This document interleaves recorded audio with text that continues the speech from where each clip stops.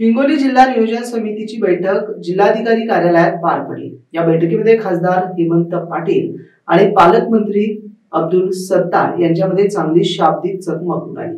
खासदार हेमंत पाटील यांनी निधी वाटप करताना टक्केवारीचं शेण खाल्लं असा आरोप पालकमंत्री अब्दुल सत्तार यांच्यावर केला।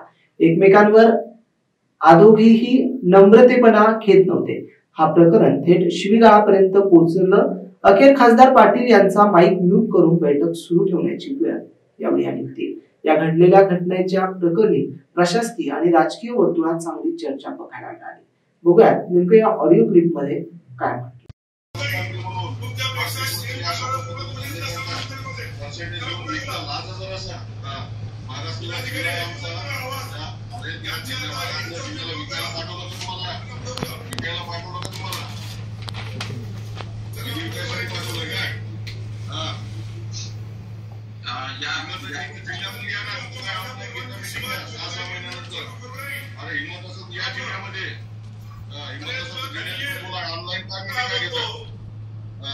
सहा महिने झालं मीटिंग घेतली।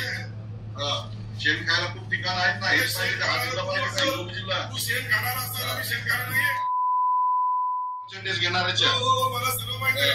जिल्हाधिकारी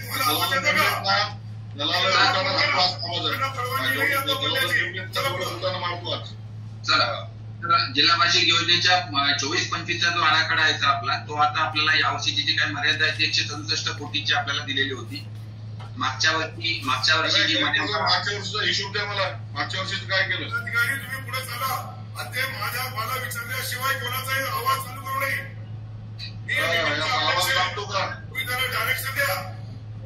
आवाज असा दाबू शकत नाही तुम्हाला। अरे काय माहित आहे, काय माहित आहे तुला? इकडे जिल्ह्यामध्ये ये। अरे तुझ्या घरी येतो बोल, आमच्याकडे कधी येऊ? हे शिकवायची गरज नाही, हे दबाव दुसऱ्याला टाका, माझा चालणार नाही। जिल्हाधिकारी मीटिंग पुढे चालू करा। आता मला विचारल्याशिवाय कोणाला चालू करायचं नाही। जे सन्माननीय सदस्य बोलतील त्यांनी हात वर करायचा, मी त्याला बोलण्याची परवानगी देईन। चला सुरू करा।